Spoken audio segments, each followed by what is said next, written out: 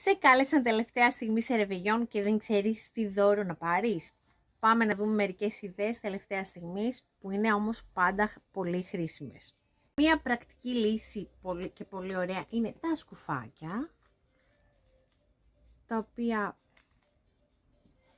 βγαίνουν σε διάφορα χρώματα. Είναι και παιχνιδιάρικα, υπάρχουν με φουντίτσες, υπάρχουν και τα μονόχρωμα, σε παιδικό, γυναικείο και ανδρικό. Η πρόταση που έχουμε είναι τα περιλέμια,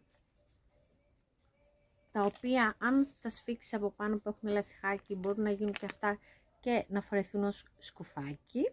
Φυσικά έχουμε και μια μεγάλη ποικιλία σε γάντια, έχουμε και του σκι, αλλά αυτά εδώ είναι σε τεχνικό πανί, είναι πολύ ωραία, τα παίρνουν πολύ τα παιδάκια και για προπονήσεις, και σε φλισάκι. Και μία άλλη πρόταση που έχω να σας κάνω είναι οι αγαπημένες μου κάλτσες που σας έχω δείξει και σε βίντεο πώς να μην τις χάνετε μέσα στο πλυντήριο. Υπάρχουν επίσης σε πολλά σχέδια χρώματα, τα μεγέθη είναι από μπεμπέ μέχρι ενηλίκων. Έχει και άλλα χρώματα. Ελπίζω να σε βοήθησα και να σου άρεσαν οι ιδέες μου. Άσε μια καρδούλα αν σου άρεσαν.